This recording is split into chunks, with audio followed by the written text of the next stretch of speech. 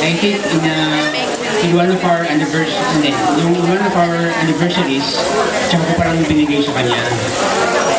Ah, ano, so, ang title ng poem ko ay Let Me Be There. Parang, this is my bond. This is my bond to LV as my promise of loving her. Parang nung bago kami ikasal, parang nagka-countdown kami eh. Parang a few days to forever. Parang 3 days to forever. Then ito na, yung final. Ang title na is Let Me Be There.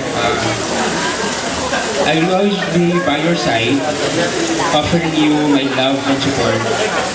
For there will be times when the sun will be shining, sunny days of fun and cheer, a child's laugh, a gentle gush of wind.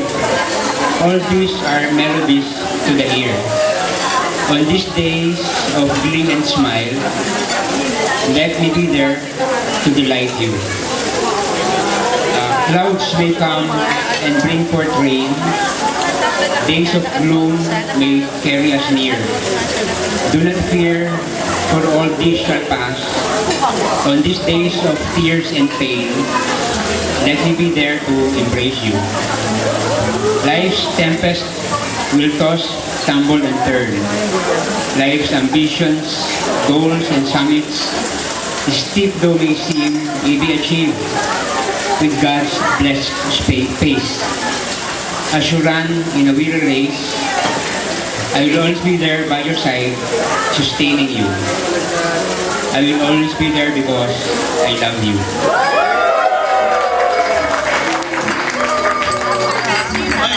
I hear some twinkling. Some twinkling. Isa na yung sabihin niya.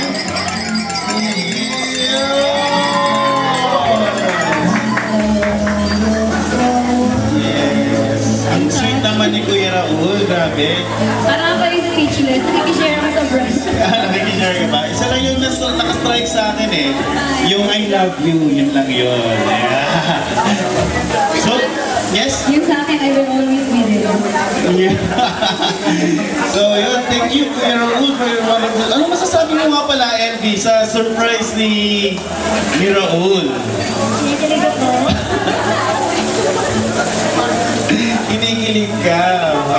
Natagal ako pa. Very good. Yeah.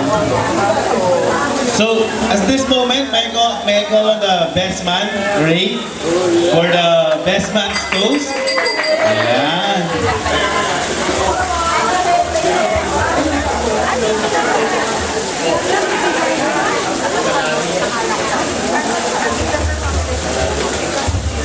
Okay, magandang hapon po sa inyo lahat.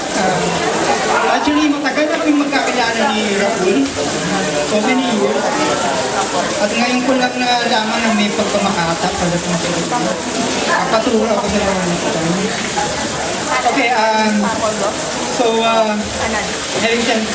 having said that, my honor and privilege to offer a toast to this newlywed couple. So here's to a long-lasting married life. We'd like to see you grow old together. Here's to a fruitful union. I'd like to see you with your little Raul and little Elvin. So, wala munang arrange bill, you go for it, ASAP, because we'd like to, we need a couple like you, who will raise a family that will honor and worship God. So cheers!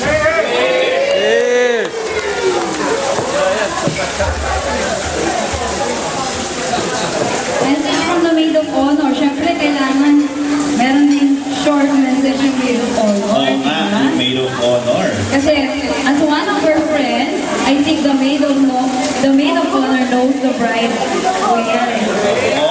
Diba? So, kung meron yung best man, dapat meron din yung maid of honor. Diba? Okay, first of all, I would like to congratulate everyone healthy. Finally, for 8 long years, being wife and husband, fight alongside ourselves.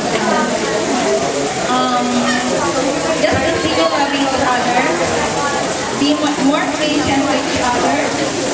Trust must always be there. Always remember, LB, that the success of every marriage lies in your hand with the help of my best wishes.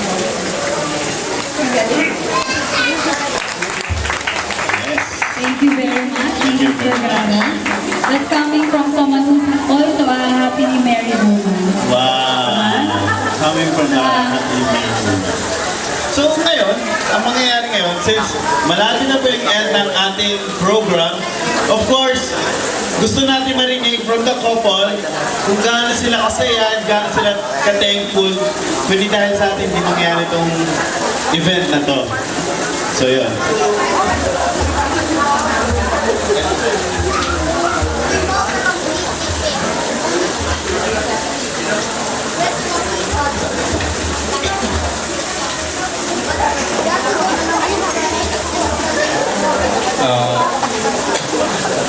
Nagpapasalamat po ako sa lahat ng mga tumulong na maayos namin yung aming event, yung aming kasal.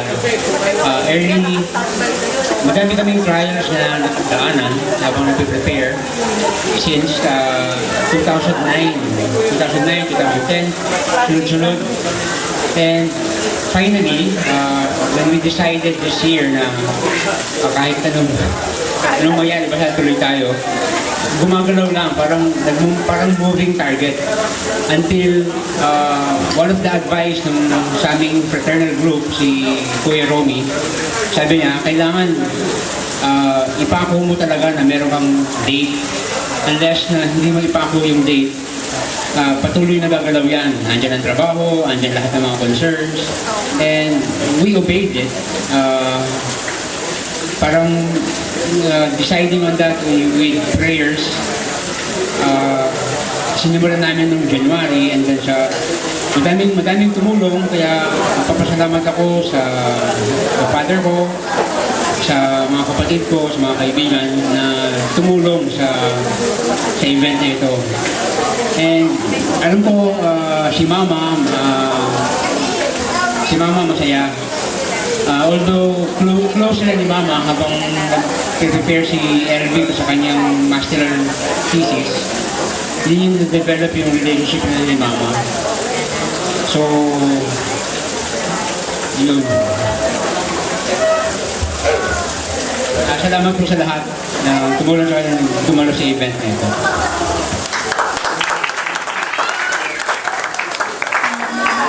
Happy na lahat. So, I just want to thank you everyone for coming. At saka, gusto ko salamatan yung parents ko, si nanay.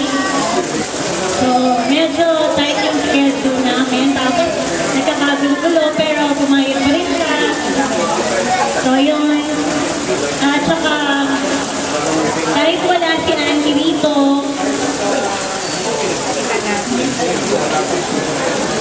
kasi gusto ko magpasalamat kay Angie kasi tinulungan niya akong lumaki kung ano ako ngayon, tinulungan na si nanay, at saka sa lahat ng mga relatives namin, at lahat ng mga friends, at lahat kayong nandito at nakita sa amin ngayon. Thank you so much.